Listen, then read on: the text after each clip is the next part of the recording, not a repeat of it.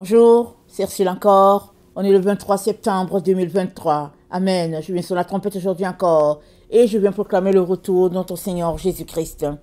Amen. Alléluia. Soyons tous bénis, soyons remplis de sa joie. Amen.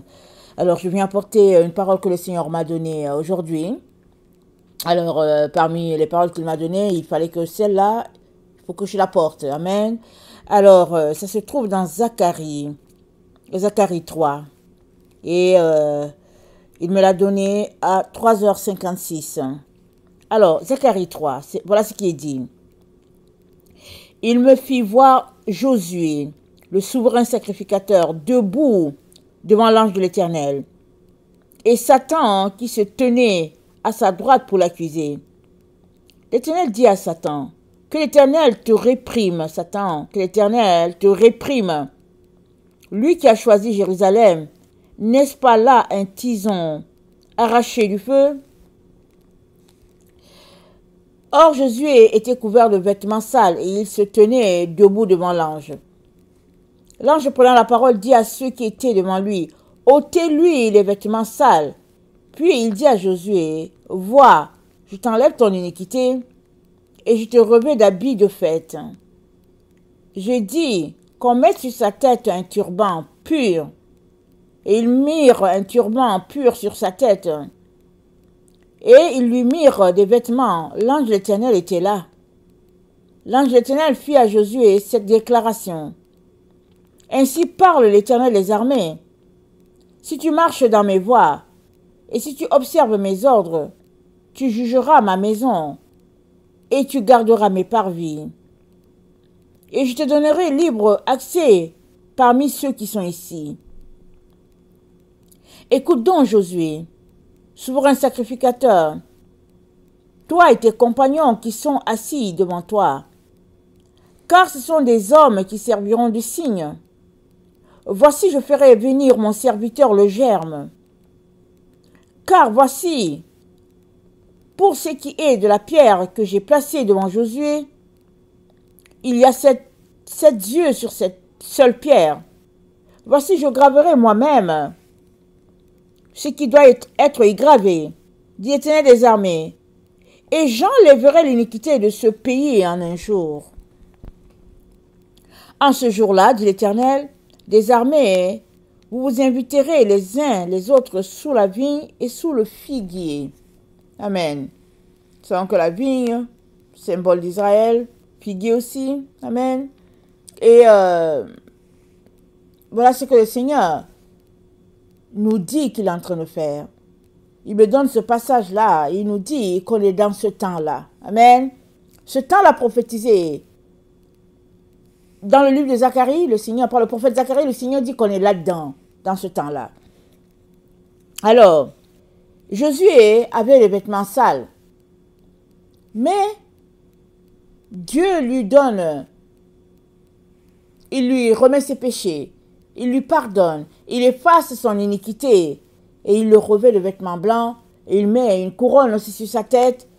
Et voilà ce que Dieu veut faire pour quiconque a décidé de renoncer à ses péchés et de venir devant lui. Dieu veut faire cela à quiconque est prêt à abandonner ses mauvaises voies pour revenir à la lumière. Et c'est dit au verset 3 que Josué était couvert de vêtements sales. C'est-à-dire qu'il n'était pas digne de se présenter devant l'Éternel. Mais son péché a été ôté. Et si nous rappelons, nous sommes dans le temps de Yom Kippour. Alors les chrétiens n'observent pas cette fête parce qu'ils ont été trompés. On leur dit que ce n'est pas leur fête, mais que c'est pour les Israélites. Mais si ce n'est pas ta fête, peux-tu au moins l'observer en tant qu'un anniversaire qui a été établi par Dieu? Parce que si les fêtes de l'Éternel ne sont pas tes fêtes, c'est quoi qui est ta fête? Alors c'est vrai, le chrétien était pardonné, lavé par le sang de Jésus, mais chaque jour ne venons-nous pas devant Dieu avant de nous coucher pour demander pardon à Dieu pour notre journée, pour nos iniquités, lui demandant de nous donner une feuille blanche avant de dormir? Parce qu'en tant qu'enfant de Dieu, qui a choisi Jésus-Christ, Nous avons accès, nous avons libre accès au trône. Et nous sommes appelés à venir tous les jours avec assurance devant le trône de grâce pour obtenir miséricorde.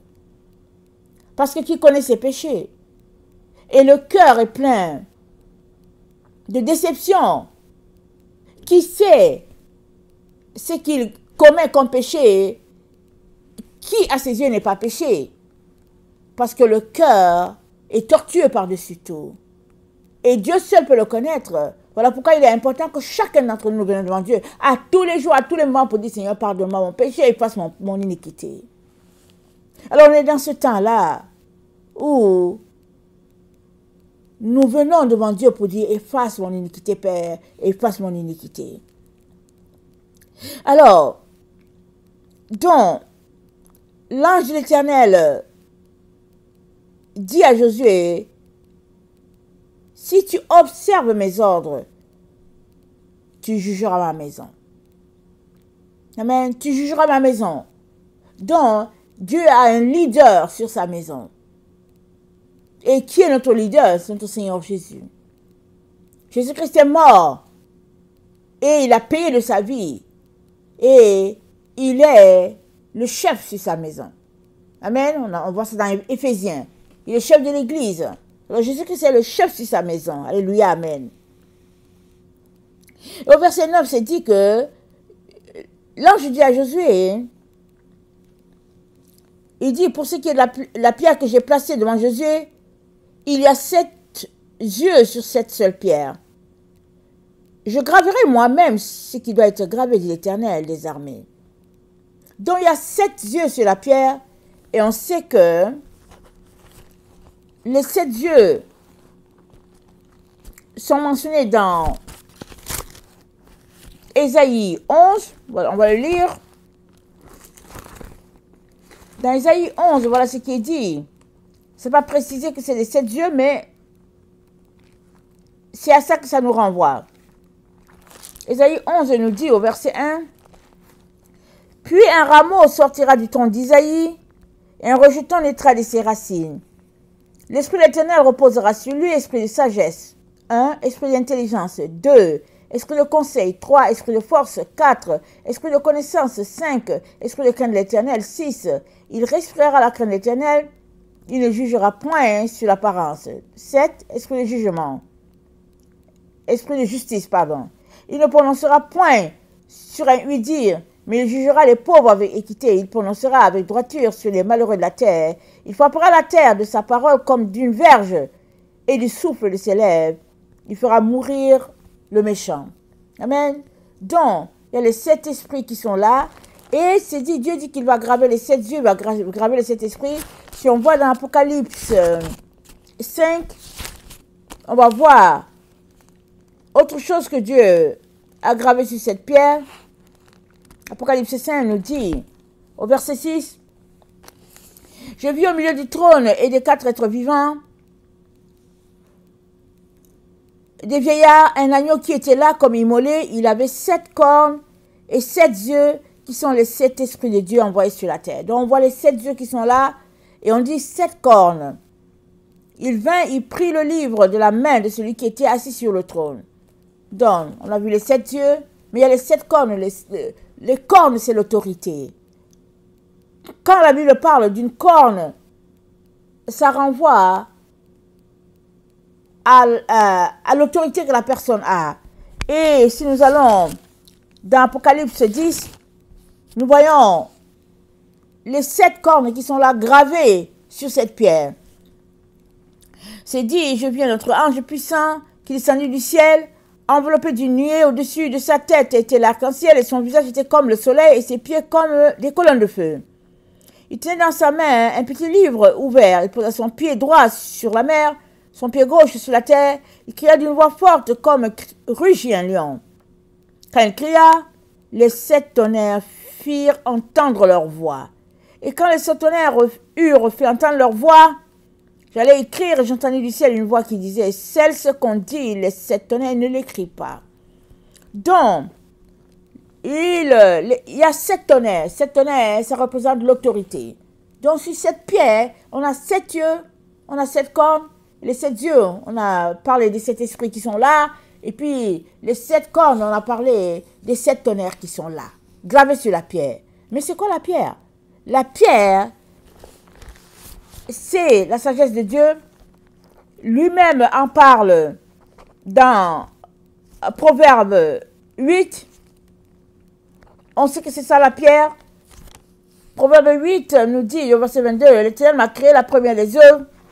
Avant ces œuvres les plus anciennes, j'étais établi depuis l'éternité dès le commencement. Avant l'origine de la terre, je fus enfanté quand il n'y avait point d'abîme, point de source chargée d'eau. Avant que les montagnes soient fermées, avant que les collines existent, je fus enfanté. Donc voilà.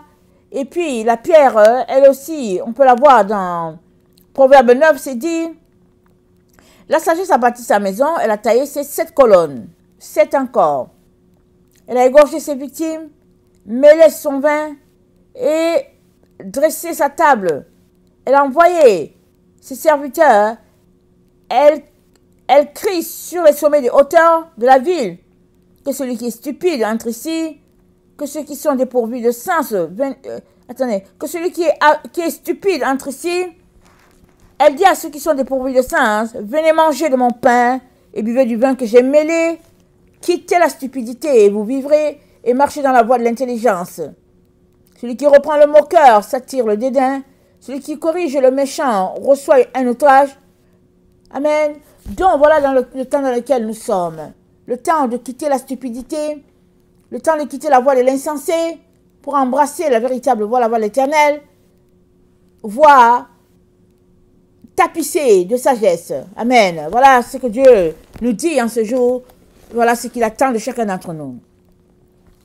Alors, donc j'ai reçu cette parole à 3h56. Je suis allée regarder le 356 parce que je vous ai dit, quand le Seigneur choisit une heure pour donner une parole, il a toujours quelque chose à dire à propos de l'heure.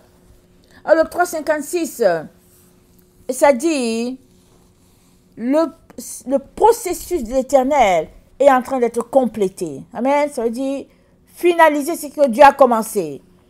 Alors, ça renvoie à 303 qui veut dire en dedans, entos. Rappelons-nous, le royaume de Dieu n'est pas à l'extérieur, il est en dedans de nous. Donc, le 303 renvoie à entos, c'est-à-dire le milieu. Et le milieu, ça renvoie à logos. Et logos, c'est le pont qui nous lie à Dieu. Amen, alléluia. Donc, c'est ça. Et le logos, c'est aussi la lumière. Parce que notre Seigneur Jésus-Christ, c'est le logos. C'est la lumière, celle-là qui est venue dans le monde, qui éclaire tout homme. Elle est venue dans le monde pour éclairer tout homme. Et c'est notre Seigneur Jésus, c'est lui le logos. Et si toi et moi, nous voulons être vivants, nous sommes appelés à marcher selon la lumière. Et cette lumière ne veut que nous éclairer, ne veut que nous bénir. Amen. Alors, dans le 356, excusez, tout ce que j'ai dit tantôt dans le 356, en parlant de antos, en parlant de logos, logos c'est le 3056, je suis allé le regarder dans la concordance grecque. Donc, dans la concordance grecque, 356, ça dit c'est le temps où Dieu est en train de compléter le processus qu'il a commencé, Dieu est en train d'achever ce qu'il a commencé. Amen. Et le 356, ça renvoie à 303. Et 303, c'est le logos, le pont, entos. Et le 356, ça renvoyait aussi à 3056. Et 3056, ce n'est autre que le logos. Amen.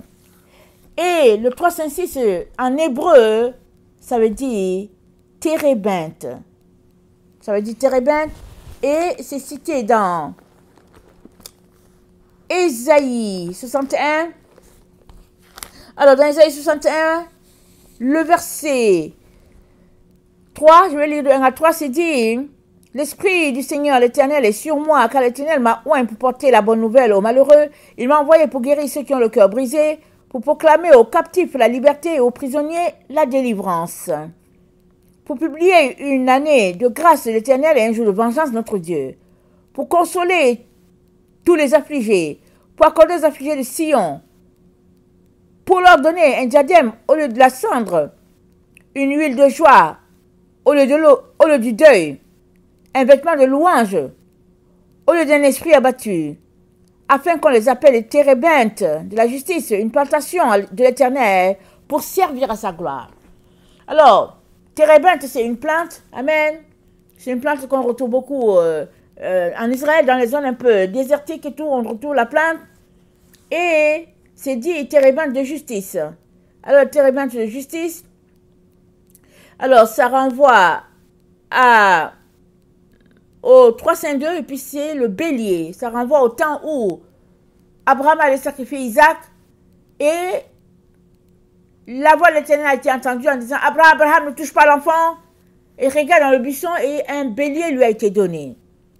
Alors, le bélier donc, ça représente le leader.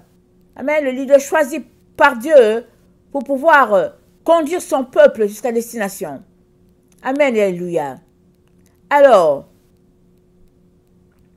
c'est dans le temps où les enfants de Dieu vont voir la manifestation de la gloire de Dieu en eux, autour d'eux, partout, partout, partout. Parce que la Bible dit, la terre sera remplie de la connaissance de Dieu comme le fond de la mer. Donc on est dans ce temps-là. Et le térébinthe symbolise le royaume de Juda. Et c'est dit, quand on lit, n'est-ce pas, c'est dit que le royaume de Juda sera dévasté, et on sait que ça a été dévasté, mais il y a une souche, une racine qui naîtra de là. On l'a lu dans Ésaïe 11. Dans Ésaïe 11, on a lu que le royaume de Juda sera détruit. Mais, non, pardon. Dans Ésaïe 11, on a lu que, on a parlé des 7 esprits qu'il y a sur la pierre. Mais quand on lit la Bible, on sait que Juda a été déporté. Alors, parti en captivité. Alors, toute personne peut dire, il n'existe plus, on les a tués, on les a assimilés. Mais Dieu dit que il va disperser Juda, mais il va ramener une souche de justice là en Israël. Et Dieu est puissant pour le faire. Amen, il est puissant pour le faire. Alors, dans Siracide 24, le verset 16, voilà ce qui est dit. Dans Siracide 24, le verset 16, je commence à lire à partir du verset 13. J'ai grandi comme un cèdre du Liban, comme un cyprès sur les hauteurs de l'Hermon. J'ai grandi comme un palmier d'En-Gedi, comme des plants de laurier rose à Jéricho, comme un bel olivier dans la plaine, et comme un platane j'ai grandi, comme la cannelle et le baume aromatique, comme la myrrhe de choix, j'ai exhalé mon parfum, comme du galbanum, de l'onyx et du stacte, comme une nuée d'encens dans la demeure, comme un térébinthe, j'ai déployé mes rameaux, et mes rameaux sont pleins de grâce et de majesté. Donc c'est le mot térébinthe. Amen. Alors, le 3, 5, 6, dans la concordance hébreu, nous renvoie au térébinthe, et le térébinthe pointe Juda, et puis Juda, ça pointe la sagesse, et de Juda, Dieu a dit, il dit, dans Juda, Dieu dit, Juda a été déporté, et Dieu dit que il y aura une souche, il y aura une racine de Juda qui repartira avec la lumière de Dieu, c'est-à-dire la justice, amen, sera replantée sur la terre à nouveau. Et Dieu, en parlant de Juda, de térébinthe, de racine de justice, pointe la famille de David. Et nous allons dans Jérémie 31, voilà ce qui est dit de la prophétie que Dieu lui-même a donnée. Dans Jérémie 31, Dieu dit, le verset 31, il dit, voici les jours viennent, dit l'Éternel, où je ferai avec la maison d'Israël et la maison de Juda une alliance nouvelle. Et non comme l'alliance que j'ai traitée avec leur père, le jour où je les ai saisis par la main pour les faire sortir du pays d'Égypte, l'alliance qu'ils ont violée. Quoique je fusse leur maître, dit l'Éternel. Mais voici l'alliance que je ferai avec la maison d'Israël. Après ces jours, dit l'Éternel, je mettrai ma loi au-dedans d'eux. Je l'écrirai dans leur cœur, et je serai leur Dieu, et ils seront mon peuple. Celui-ci n'enseignera plus son prochain, ni celui-là son frère, en disant, connaissez l'Éternel. Car tous me connaîtront, depuis le plus petit jusqu'au plus grand, dit l'Éternel, car je pardonnerai leurs iniquités et je ne me souviendrai plus de leurs péchés. Amen. Et Dieu nous dit qu'on est dans ce temps-là. Alors, on sait qu'en tant qu'enfant de Dieu, on est appelé à marcher dans la repentance à tous les jours. On est appelé à nous assurer qu'on n'a pas offensé notre Dieu, mais aussi, on est dans ce temps où Dieu a dit qu'il va pardonner le péché de la descendance d'Israël. Et puis, notre délivrance est venue par Judas. Donc, on est dans le temps où Dieu va pardonner le péché de toute l'humanité. Amen, alléluia. Il va répandre la racine de justice sur la terre. On est en plein dans ce temps-là. Alors, quel est le jour où Dieu va faire les choses? Quand? Ça relève de Dieu. Mais il te dit qu'on est en plein dedans. Et ça veut dire qu'il faut que tu ouvres tes oreilles grands pour savoir quoi faire. Parce que, en partant, il a dit qu'on est dans le temps où il complète les choses. Amen. C'était ça qui a été donné. Dans 356, dans la concordance grecque, le temps où Dieu est en train de compléter les choses, en train d'achever ce que lui, il a commencé. Alléluia. Dans dans Jérémie 33, voilà ce qui est dit. Au verset 14, il dit, voici, les jours viennent, dit l'Éternel, où j'accomplirai la bonne parole que j'ai dite sur la maison d'Israël et sur la maison de Juda. En ce jour-là, en ce temps-là, je ferai éclore à David un germe de justice. Il pratiquera la justice et l'équité dans le pays. En ces jours-là, Juda sera sauvé, Jérusalem aura la sécurité dans sa demeure. Et voici comment on l'appellera l'Éternel notre justice. Car ainsi par l'Éternel, David ne manquera jamais d'un successeur assis sur le trône de la maison d'Israël. Les sacrificateurs, les Lévites ne manqueront jamais devant moi de successeurs pour offrir des holocaustes, brûler de l'encens avec les offrandes et faire des sacrifices tous les jours. Amen. La parole de l'Éternel fut adressée à Jérémie en ces mots, ainsi par le Seigneur l'Éternel.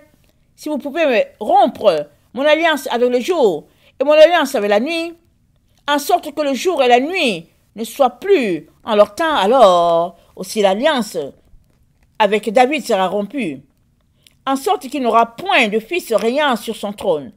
Et mon alliance avec les Lévites, les sacrificateurs qui font mon sacrifice, de même qu'on ne peut compter l'armée des cieux, ni mesurer le sable de la mer, de même je multiplierai la postérité de David, mon serviteur, et les Lévites qui font mon service. Amen, alléluia. Donc Dieu a dit qu'il va le faire, il va le faire, et personne ne l'en empêchera, et personne ne trafiquera, ou bien personne n'empêchera le projet de Dieu. Dieu a dit qu'il va le faire, il va le faire. Alors voilà. Et dans Esdras 9, maintenant Esdras 9, Esdras c'est après Néhémie, c'est dans notre Bible. Je ne veux pas lire parce que c'est long, je vais juste relater ce qui est. Donc Esdras et Néhémie sont ensemble, excusez-moi, Néhémie c'est après Esdras. Donc dans Esdras 9, voilà ce que Esdras dit. Je vais lire cette partie, juste une petite partie, et puis après, alors dans Esdras 9, Attendez. Esdras 9. Après que cela fut terminé, les chefs s'approchèrent de moi en disant, le peuple d'Israël, les sacrificateurs, les Lévites, ne se sont point séparés des peuples de ces pays. Et ils imitent leurs abominations. Celles des Cananéens, des Héitiens, des Phérésiens, des Jubiciens, des Ammonites, des Maobites, des Égyptiens et des Amoréens, car ils ont pris de leurs filles pour eux et pour leurs fils, et ont mêlé la race sainte avec des peuples de ces pays. Et les chefs des magistrats ont été les premiers à commettre ce péché. Lorsque j'entendis cela, je déchirai mes vêtements et mon manteau, je m'arrachai les cheveux de la tête et les poils de la barbe, je m'assis désolé. Auprès de moi s'assemblèrent aussi ceux qui faisaient trembler les paroles auprès de moi s'assemblèrent tous ceux que faisaient trembler les paroles de Dieu d'Israël à cause du péché des fils de la captivité. Et moi, je restais assis et désolé jusqu'à l'offrande du soir. Puis au moment de l'offrande du soir, je me levai du sein de mon humiliation avec mes vêtements et mon manteau déchiré.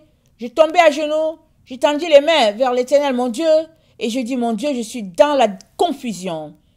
J'ai honte, oh mon Dieu, de lever ma face vers toi, car nos iniquités se sont multipliées par-dessus nos têtes, et nos fautes ont atteint jusqu'aux cieux. Alors, je vous conseille de continuer de lire, n'est-ce pas? Esdras 9, où Esdras pleure, gémit, prie pour le peuple, et on est dans ce temps-là, amen, afin que Dieu puisse pardonner au peuple, pour que Dieu puisse les sanctifier, parce que ils ont enfreint les lois de Dieu. Dieu a dit, ne donnez pas vos filles en mariage à ceux-là, et ne prenez pas leurs filles.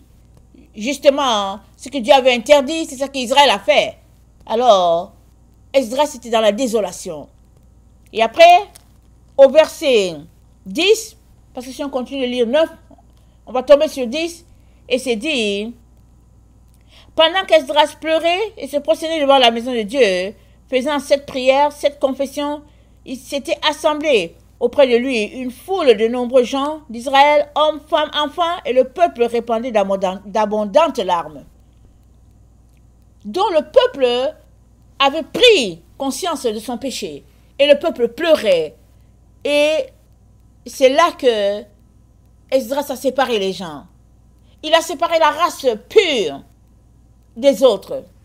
Il a renvoyé, il a dit ok, il a renvoyé les femmes et les enfants, et en tout cas il a mis les femmes à part et les enfants, les Israélites, les Juifs, il les a mis à part, et puis il les a séparés du peuple impur, afin que le plan de Dieu, afin que ce que Dieu a dit puisse s'accomplir, et il a prié pour que Dieu puisse les purifier, les laver de toute souillure. Alors, ceux qui pleuraient, c'est ceux qui sont repentis.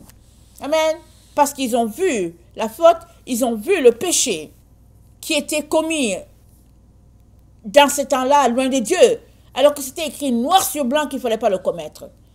Et on est dans ce temps-là où Dieu nous dit, voici le timing où l'humanité est, le temps où Dieu a dit, je vais me choisir Josué, un souverain sacrificateur, le temps où Dieu dit purification, sanctification, et nous savons que nous sommes dans les temps du Yom Kippour.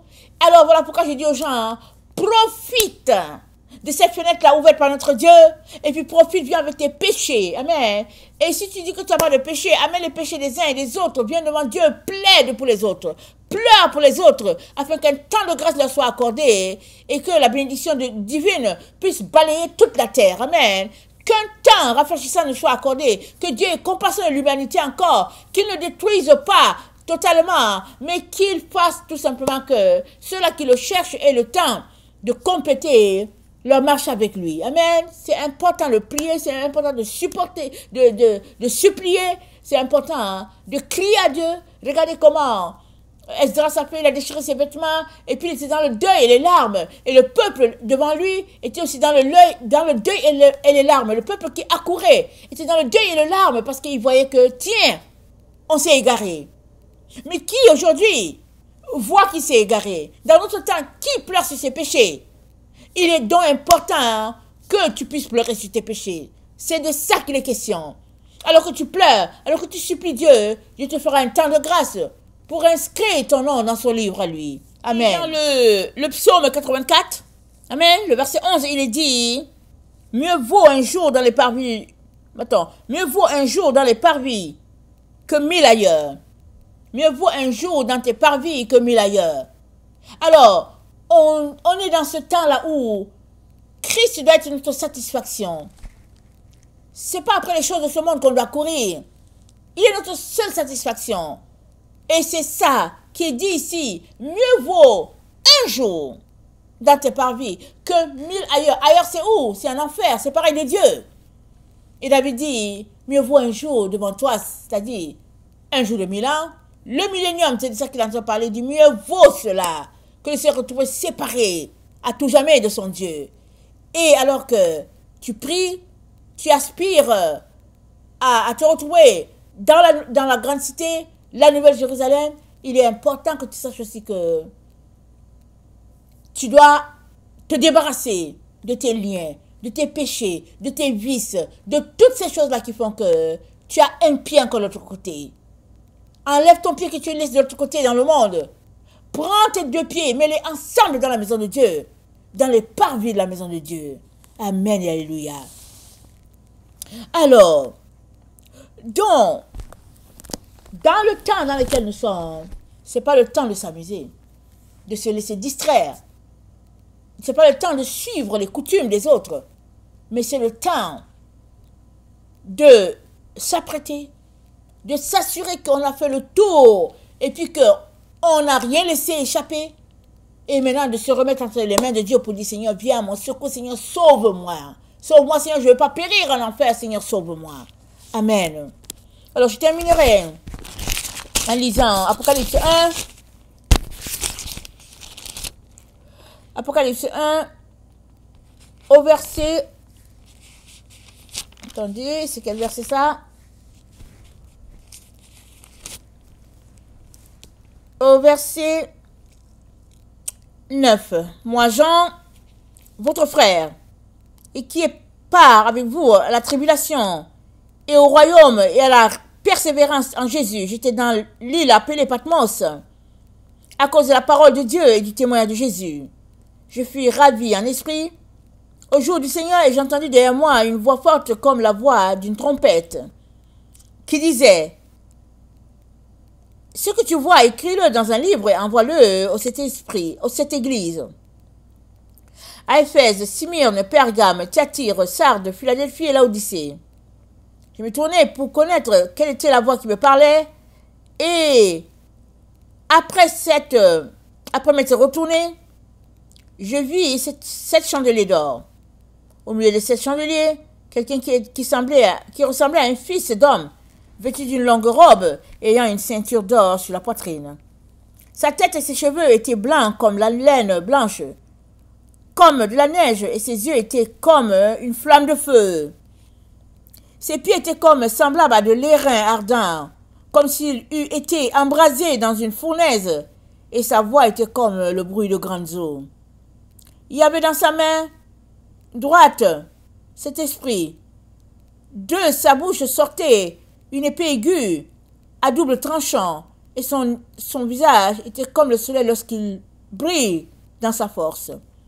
Quand je le vis, je tombais à ses pieds comme mort. Il posa sur moi sa main droite en disant: ne crains point, je suis le premier et le dernier, et le vivant. J'étais mort et voici, je vis au siècle des siècles.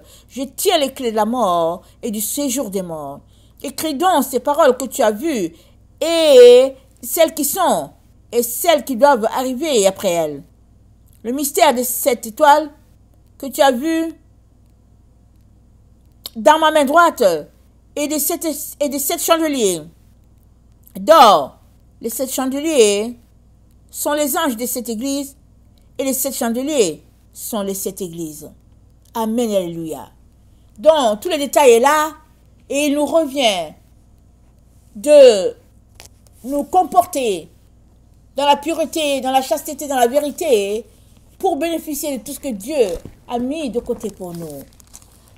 Alors, que sa grâce repose sur chacun, sur tous ceux-là qui sont en train de se dépouiller, et prenez le temps pour pleurer devant Dieu, pour vous repentir, et la grâce de Dieu qui balaye la terre en ce moment vous sera accordée, n'est-ce pas, à vous et à vos familles. Maranatha, Jésus revient. Amen et alléluia. Soyons tous bénis. Amen et amen.